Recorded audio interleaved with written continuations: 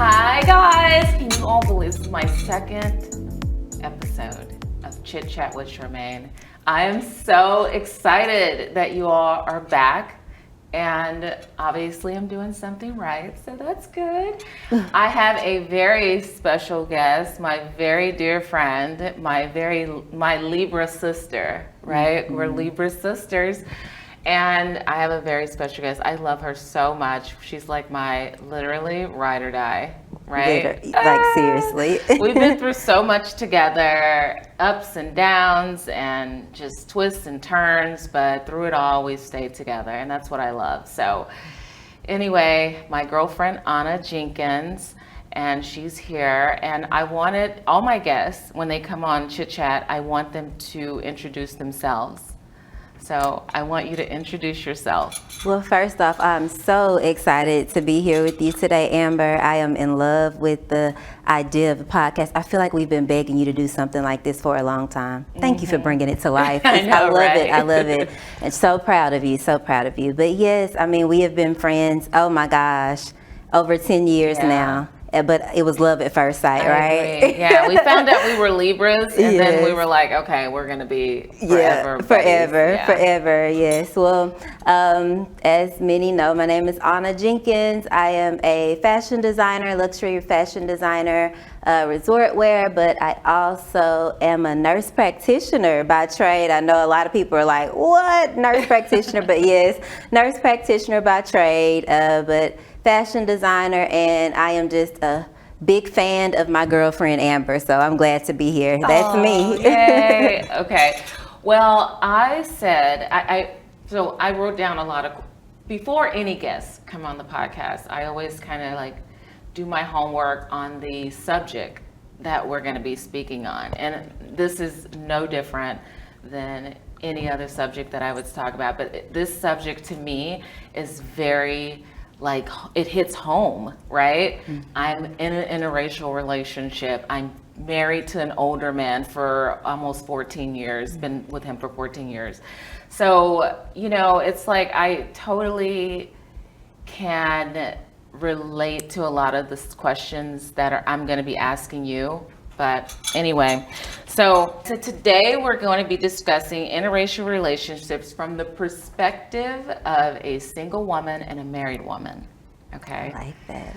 So my first question to you is, people think that women who date older men have daddy issues. However, you grew up in a two-parent home. How true do you think that statement is? I think half and half, honestly. It's the why behind why you date older men.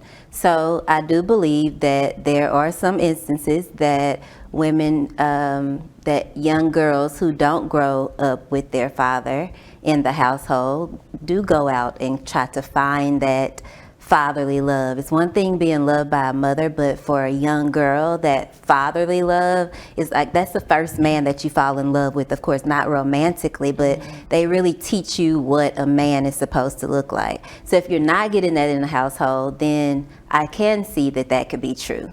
But for me, I have dated older men, and it's not due to that. As you say, I grew up in a household with my father. My parents were married 46 years.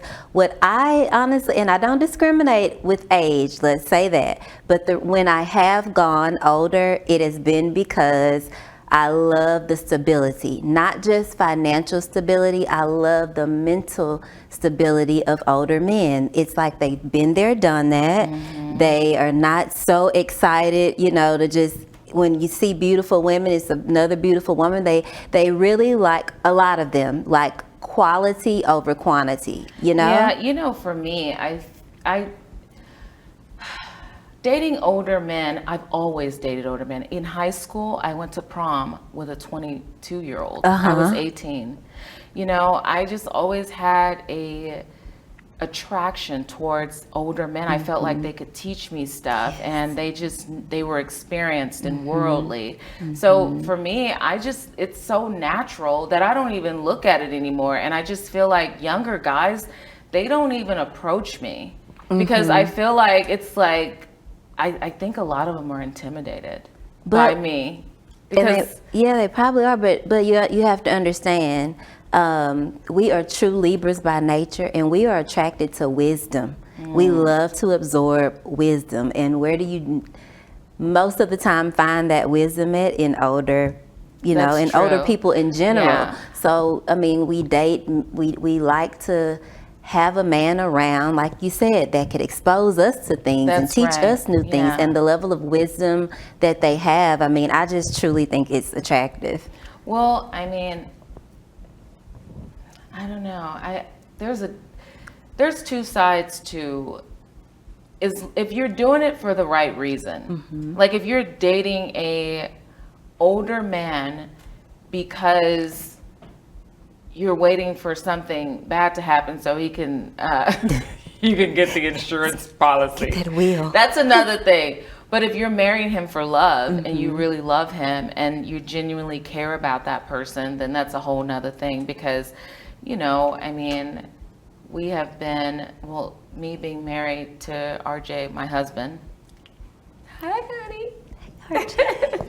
Me being married to my husband for 12 years now, I feel like I've gotten everything. People have called me so many names because of that, Yeah. And I don't know if it was because if he was a Caucasian, I mean, if he was just Caucasian and not older, would I still be called a gold digger? Would I still be called all these names? Or if he was the same race as you and older, would you still be called those things? Probably. Okay. So, do you think that age matters? I do. And I hate that I do because when I meet younger men, I have met some really, really mature younger men, but I cannot take them seriously even when they're mature.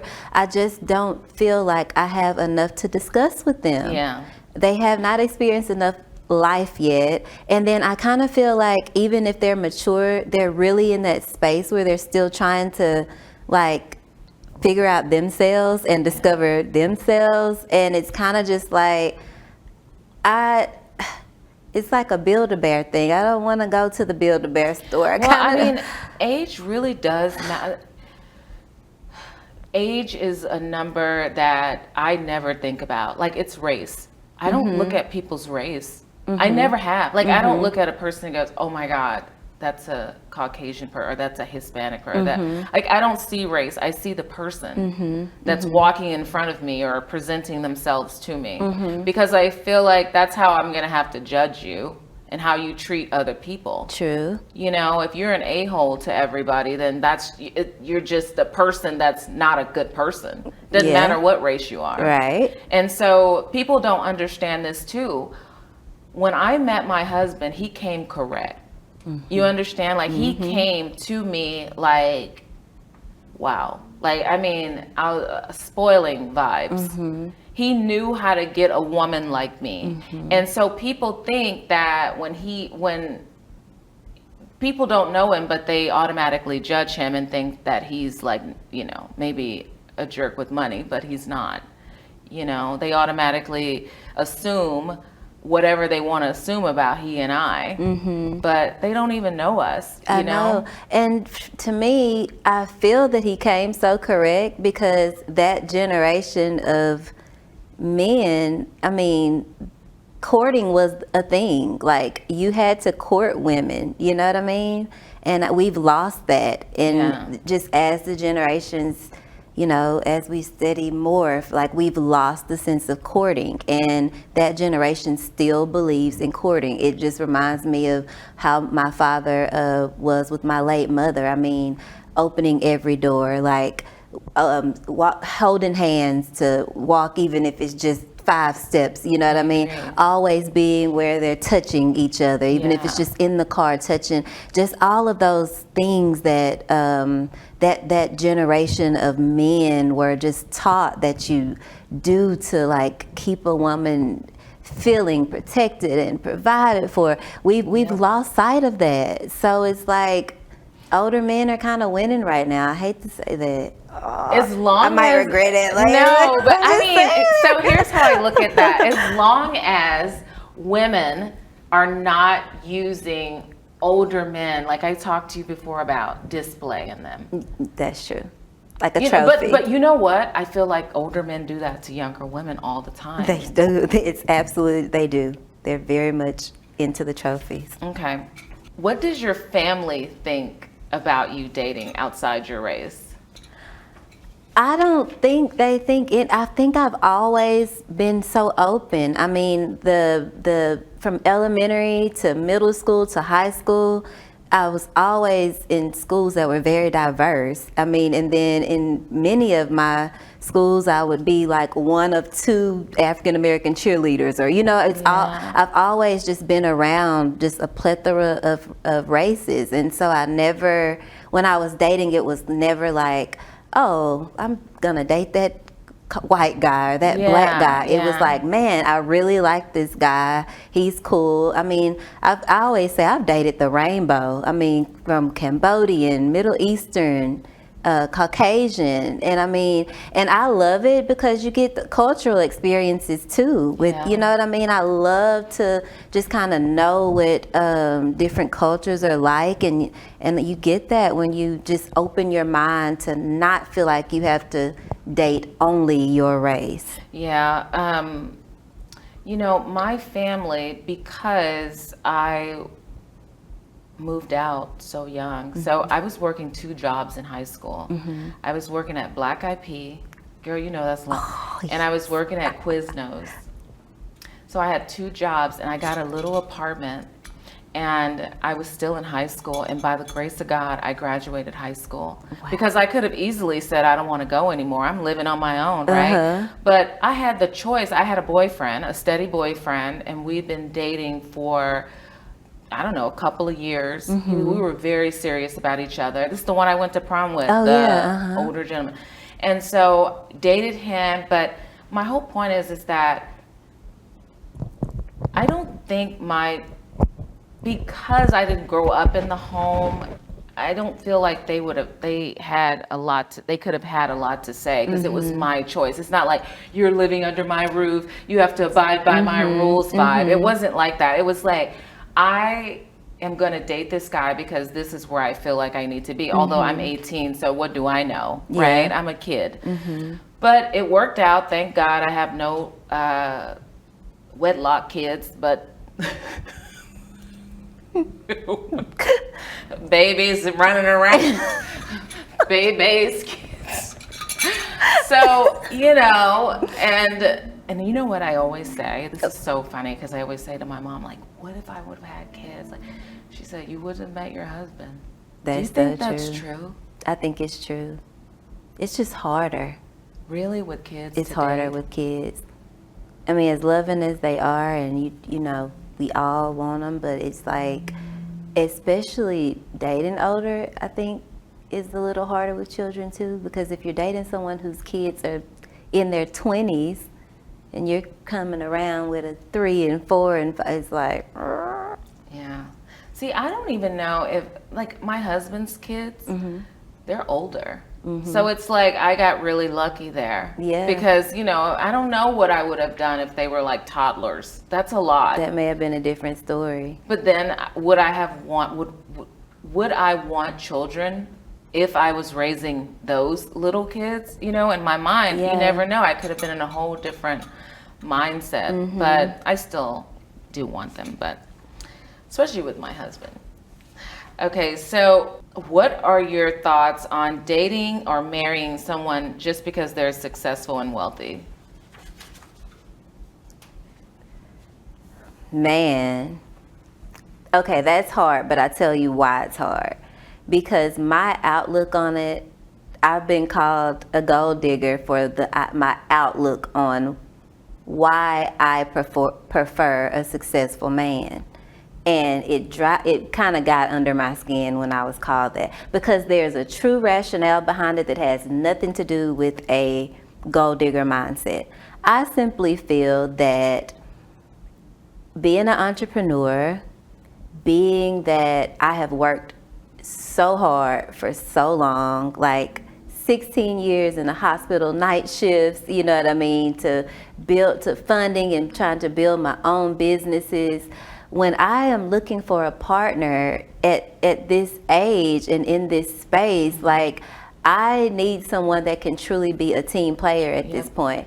And I just have to be honest. It takes like money to play the game. You cannot. That's right. It's like if we're both trying to get it all together and like we're going that can cause a lot of arguments. Period. You know what I mean? So it's just the truth of the matter. I need someone that kind of is in that position where it's like, oh my God, I see what you're doing. I love you so much that I want to provide the foundation for you to thrive. And how can someone really like provide that and that's not just material, I'm talking about even to have the mind space, the capacity to take on what they call a high maintenance situation, you know what I mean? But think about this. I was thinking about this today.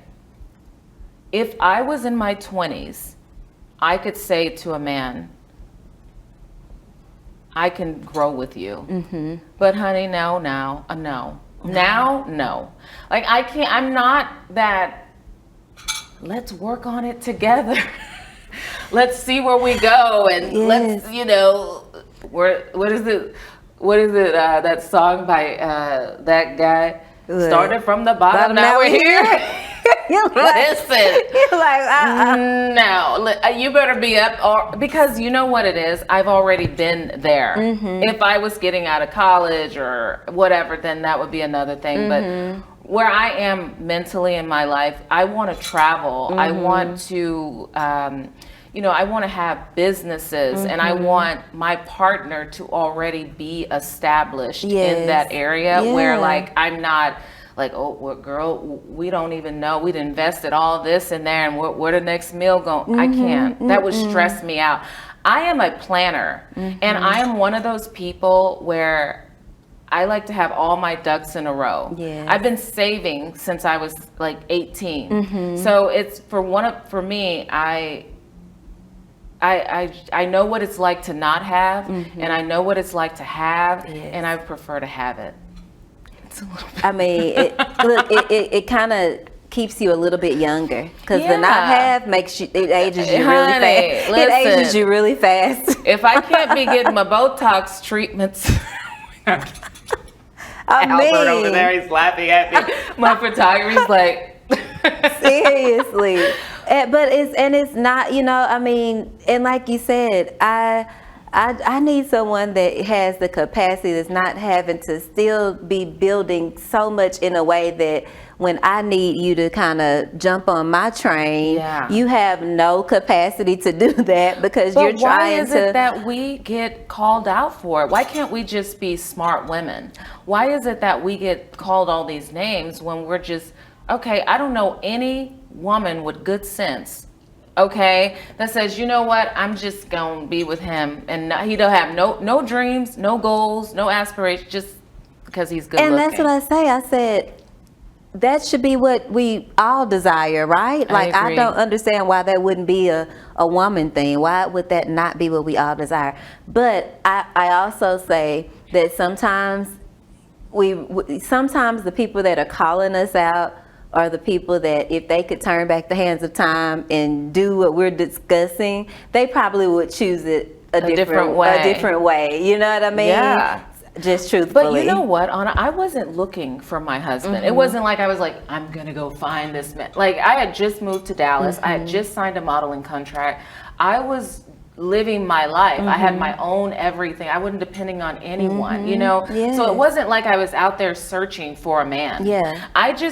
God knew what I needed at that time. He knew that I needed someone like my husband that came to, that approached me and came to me the way that he did. Because if he didn't come that way to me, then we wouldn't be having this conversation about him. That man, he was a man. He knew what he wanted and he went for it.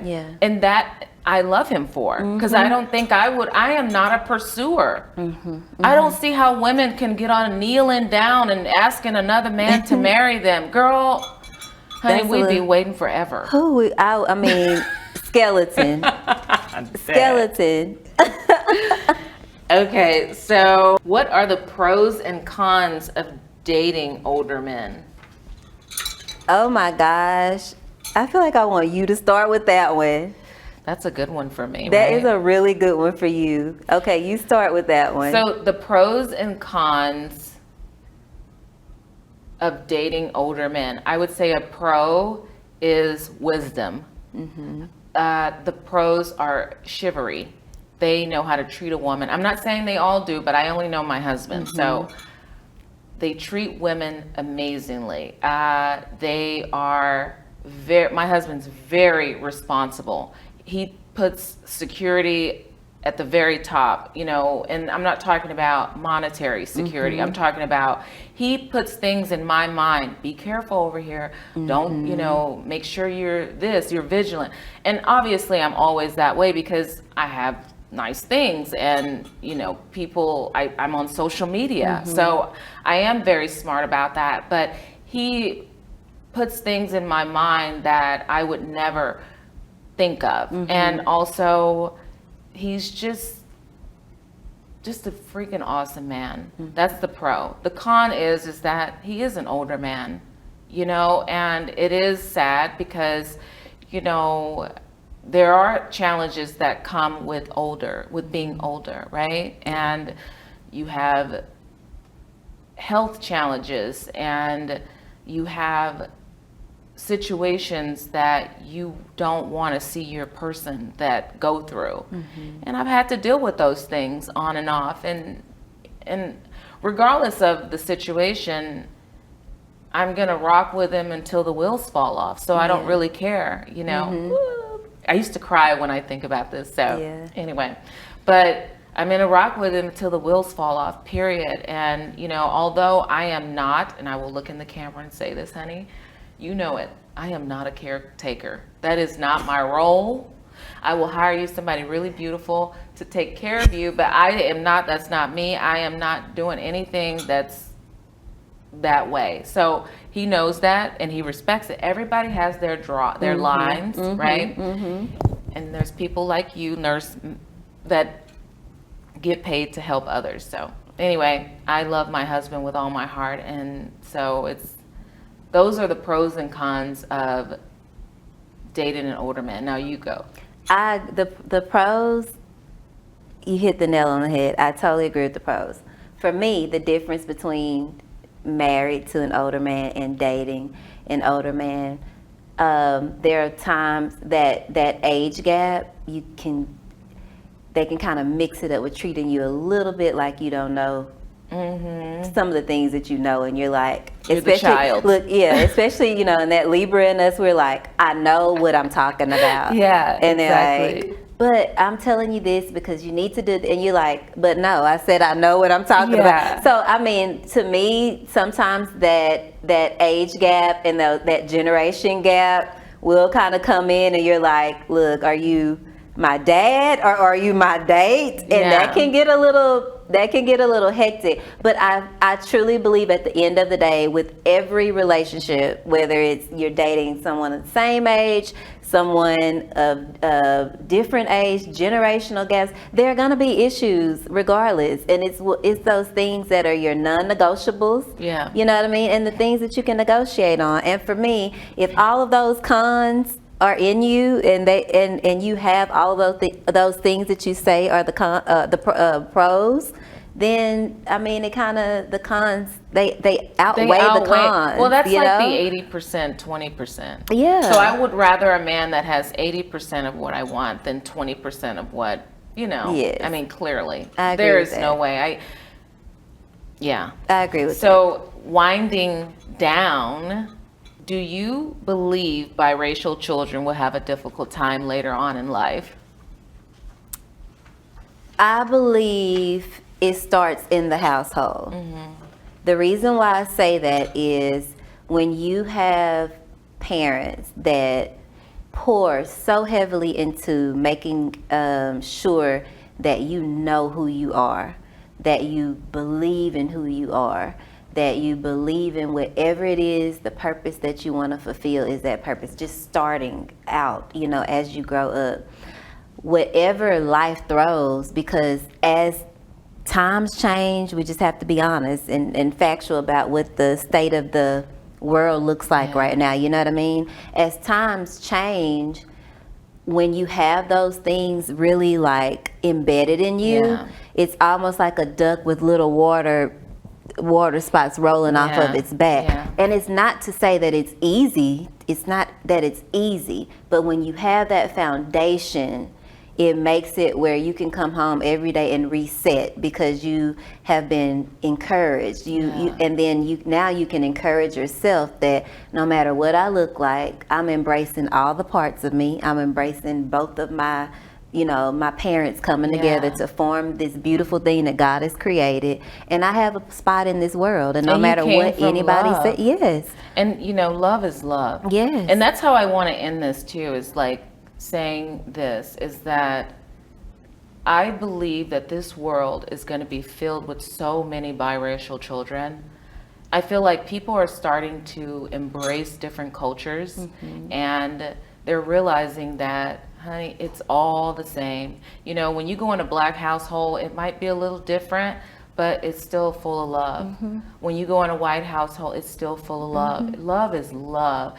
And I feel like we're starting to realize that more and more and more, because you look at social media, there are so many interracial blacks and Hispanics and whites and blacks and this and that. Girl, they realize, look at Mark Zuckerberg. He, beautiful. And it's just, for me, I feel like that is what I want my child to know, that when you were created, it was all created with love. And don't ever let you walk in any room with your head high and understand that. That's all you got to do. And so that's how I want to end this podcast. And I'm so grateful that you're on here with me. This is such a blessing. I'm glad to be on here too. I'm telling you, we needed this moment. How do you feel about social issues in an interracial relationship? And how should they be dealt with? I say communication and openly talking about it is so important. When I've dated out of my race, it's always been something going on in the world to talk about that's race related, right? And I always open the door like, how do you feel about this? And then I take the time to explain how I feel about it and the why. And it leads to you really seeing that how you are brought up it makes like so much of a difference in your thought process as you age, you know what I mean? So there are things that, in an African American home that we're taught, you know what I mean? There are things within a church that we're taught. There are all these particular just nuances that are kind of ingrained in us, that if you don't take the opportunity to see that in your partner and ask the whys, why do you think this way, in your partner, then you don't know. Like I've been with someone that has I had friends that say, well, how do you know he's not racist? And I'm like, because we talk about it. Right. I found out what is it in me that you see? Why did you choose an African American woman this time? How do you feel about the fact that African American men are kind of intimidated in a way? I don't want to use the word intimidated, but kind of feel as if the system is set up against them. How do you feel about that as a Caucasian man? I ask those kind of questions and I get the understanding and perspectives of them. So, but I think that's the thing that the world really needs to do right now. No one is talking to each other. We're all talking at each other, you know what I mean? And no one's hearing the other side of why they feel the way they feel or why they act the way that they act. Well, you know, with RJ and I we've been together with when what's his name? Trayvon Martin. What's his name? George Floyd, and now something going on in Frisco, chat. And you know what? The thing is that RJ feels so bad. He feels he feels so bad that, this is going on, and we don't really, I think that's all dark. We don't bring darkness into our, if I want to have those conversations, I talk to someone Black. And I know that sounds weird, but it's true. Like, I don't feel like I need to, like, if I want to go deep on those topics, like, I'm going to talk to my Black friends. But that's okay. I mean, I don't feel like that's a problem. It's just one of those things where I don't want him to feel bad about something, you know, and it's just respect of him. And he respects me too. Like, he doesn't even want to be in a movie. I think he walked out of the Django because the N word was used too much for him. He was like, I got to get out of here. And we were at the movies. Like, we didn't even know that was going to be a part of it. So he walked out. But that's just respect of his wife. You know, I'm the first Black woman he's ever been with. And, you know, so it's like, he understands now. He understands, like, a little bit of my culture, and I love that, you know, because he is open-minded to that. But and that's when you know love is there, when you are willing to, like, be with a person and actually take the time to understand their culture, to understand why they think the way they do, or, you know, just to really that's love. That actually is a show of love. So again, we end on the note of what? Of love.